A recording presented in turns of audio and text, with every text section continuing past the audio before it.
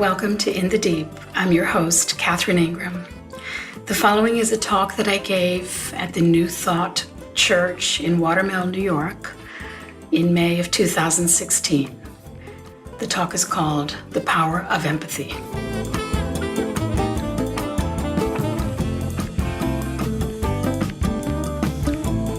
In thinking about the theme, connection, I suddenly remembered a story I heard in the 1980s. It was told, a true story, by a guy that I knew a little bit. He was part of a whole circle of Aikido practitioners, the martial art Aikido. I had a bunch of friends in the Bay Area who were involved, good guys to know. And his name was Terry Dobson. He died in the early 90s, but he's kind of famous for this story, known as the train story. It's a true story. A turning point came in my life one day on a train in the suburbs of Tokyo, in the middle of a drowsy spring afternoon. The old car clanked and rattled over the rails. It was comparatively empty, a few housewives with their kids in tow, some old folks out shopping, a couple of guys studying the racing form. I gazed absently at the drab houses and dusty hedgerows. At one station, the doors opened, and suddenly the quiet of the afternoon was shattered by a man bellowing at the top of his lungs, yelling violent, obscene, incomprehensible curses. Just as the doors closed, the man, still yelling, staggered into our car. He was big, drunk, and dirty. He wore laborer's clothing. His front was stiff with dried vomit. His eyes bugged out in fury. His hair was crusted with filth. Screaming, he swung at the first person he saw, a woman holding a baby. The blow glanced off her shoulder, sending her spinning into the laps of an elderly couple. It was a miracle that the baby was unharmed. The terrified couple jumped up and scrambled toward the other end of the car. The laborer aimed a kick at the retreating back of the old lady. "You old bag," he bellowed. His kick missed the old woman as she scuttled to safety. This so enraged the drunk that he grabbed the pole in the center of the car and tried to wrench it out of its stanchion. I could see that one of his hands was cut and bleeding. The train lurched ahead, the passengers frozen with fear. I stood up. I was young and in pretty good shape. I stood 6 foot and weighed 225. I'd been putting in a solid 8 hours of Aikido every single day for the past 3 years. I liked to throw and grapple. I thought I was tough. Trouble was, my martial skill was untested in actual combat. As students of Aikido, we were not allowed to fight. My teacher, the founder of Aikido, taught us each morning that the art was devoted to peace. Aikido, he said again and again, is the art of reconciliation. Whoever has the mind to fight has broken his connection with the universe. If you try to dominate other people, you are already defeated. We study how to resolve conflict, not how to start it. I listened to his words. I tried hard. I wanted to quit fighting. I even went so far as to cross the street a few times to avoid the chimpera, the pinball punks who lounged around the train stations. They'd have been happy to test my martial ability. My forbearance exalted me. I was both tough and holy.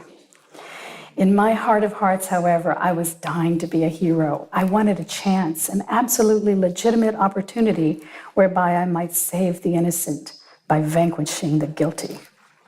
This is it, I said to myself, and I got to my feet. This slob, this animal, is drunk and mean and violent. People are in danger. If I don't do something fast, somebody will almost certainly get hurt. Seeing me stand up, the drunk saw a chance to focus his rage. "Aha," he roared, "a foreigner. You need a lesson in Japanese manners." He punched the metal pole once to give weight to his words. I held on lightly to the commuter strap ahead. I gave him a slow look of disgust and dismissal. I planned to take this turkey apart, but he had to make the first move. And I wanted him mad, because the madder he got, the more certain my victory.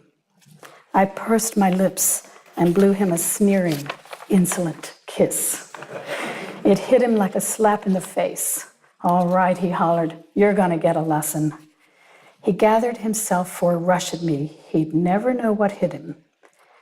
A split second before he moved, someone shouted, "Hey!" It was ear-splitting.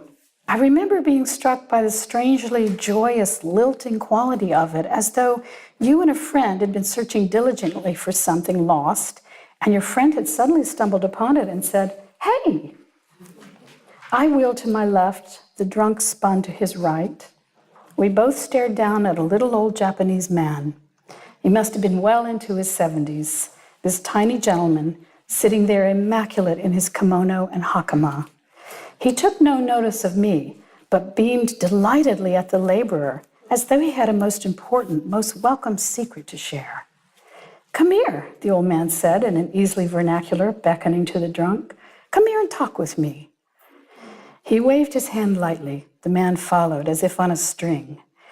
He planted his feet belligerently in front of the old gentleman and towered threateningly over him. "Why the hell should I talk to you?" The drunk now had his back to me. If his elbows moved so much as a millimeter, I'd drop him in his socks. The old man continued to beam at the laborer, not a trace of fear or resentment about him. "What you been drinking?" he asked lightly, his eyes sparkling with interest. "I've been drinking sake," the laborer bellowed back, "and it's none of your damn business." Flecks of spittle splattered the old man. "Oh, that's wonderful," the old man said with delight. "Absolutely wonderful. You see, I love sake too. Every night, me and my wife, she's 76, you know, we warm up a little bottle of sake and take it out into our garden, and we sit on the old wooden bench that my grandfather's first student made for him. We watch the sun go down, and we look to see how our persimmon tree is doing. My grandfather planted that tree, you know, and we worry about whether it will recover from those ice storms we had last winter. Persimmons do not do well after ice storms, although I must say that ours has done rather better than I expected, especially when you consider the poor quality of the soil. Still, it's most gratifying to watch when we take our sake and go out to enjoy the evening, even when it rains." He looked up at the laborer, eyes twinkling, happy to share his delightful information. As he struggled to follow the intricacies of the old man's conversation, the drunk's face began to soften, his fists slowly unclenched. "Yeah," he said, "I love persimmons too." His voice trailed off. "Yes," said the old man, smiling, "and I'm sure you have a wonderful wife." "No," replied the laborer, "my wife died." He hung his head, very gently swaying with the motion of the train. The big man began to sob. "I got no wife. I got no home, no job, no money. I got nowhere to go and nowhere to live. I'm so ashamed of myself." Tears rolled down his cheeks. A spasm of pure despair rippled through his body. Above the baggage rack, a four-color ad trumpeted the virtues of suburban luxury living. Now it was my turn. Standing there in my well-scrubbed, youthful innocence, my make this world safe for democracy righteousness, I suddenly felt dirtier than he was. Just then the train arrived at my stop. The platform was packed, and the crowd surged into the car as soon as the doors opened. Maneuvering my way out, I heard the old man cluck sympathetically. My, he said, "that is a very difficult predicament. Sit down here and tell me about it." I turned my head for one last look. The laborer was sprawled like a sack on the seat, his head in the old man's lap. The old man looked down at him, one hand stroking the filthy matted head. As the train pulled away, I sat down on a bench. What I had wanted to do with muscle had been accomplished with a few kind words. I had seen Aikido tried in combat, and the essence of it was love. I would have to practice the art with an entirely different spirit from this day forward, it would be a long time before I could speak about the resolution of conflict. So here we have an example of empathy, because connection is very much dependent on empathy. It's a very, very powerful component. And having empathy for someone who we come to know is suffering and is in terrible, dire straits in their life, it's very, in a way it arises very easily once we know, as soon as you heard, right? We're listening to the story, and there's almost a little part of us, maybe, that we're wanting Terry to get up and handle it, right? But as soon as we know the backstory, our hearts open. It's good to remember, there's a quote I love. It's unattributed, no one can figure out who said it, but be kind, for everyone you meet is fighting a great battle. We all know this is true, right? And even if you don't right now know it's true, it will be true. You know, sometimes it's very easy to generate more compassion, more empathy for those we know are suffering and who know that they're suffering, right? It can be a bit more challenging to generate empathy for people who are very self-satisfied and who seem to have everything and are doing big things in their lives and who don't seem to have much trouble. Especially for people who are pompous about it as well. We wouldn't know anyone like that in the Hamptons.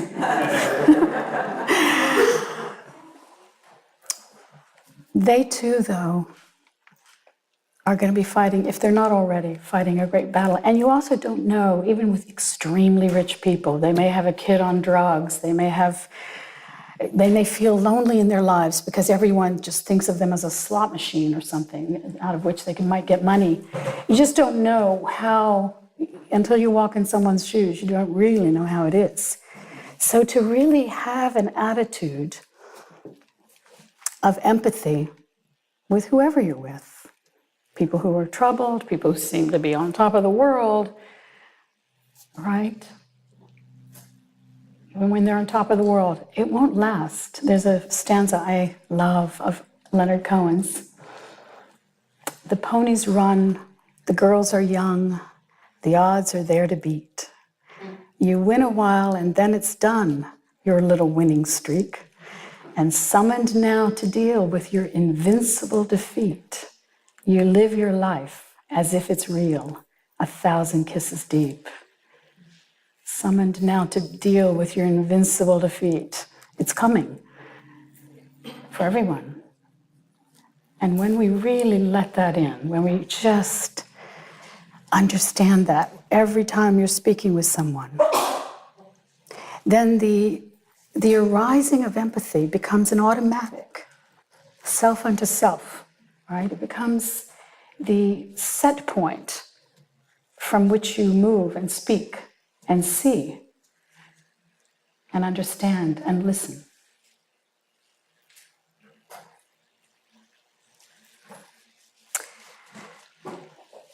Now, this is also not to say that there isn't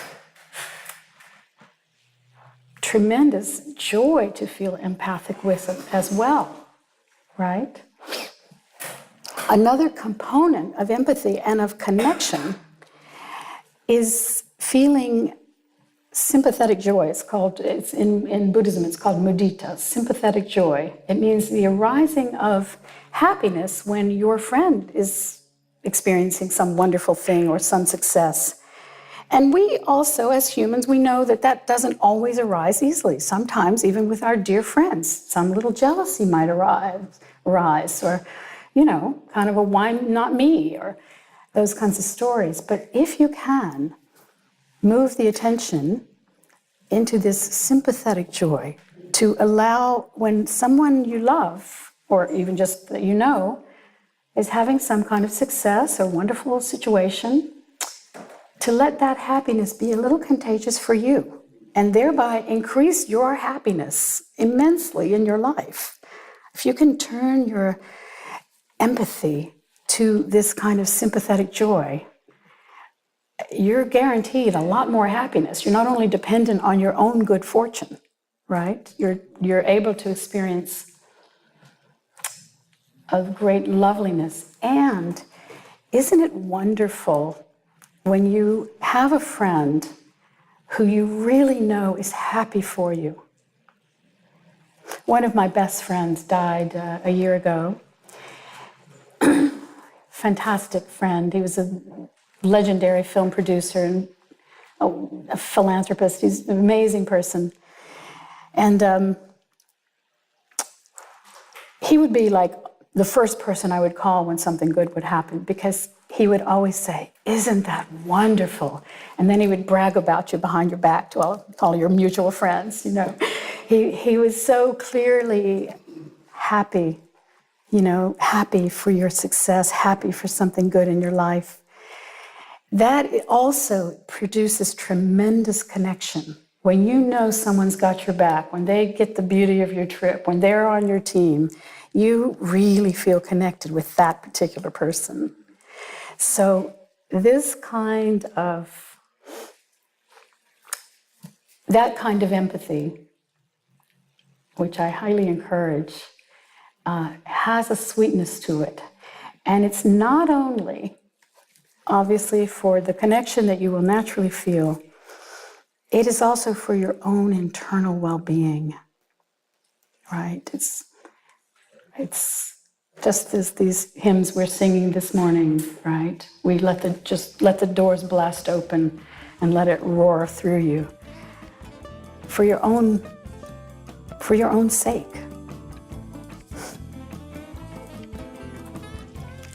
Okay, thank you.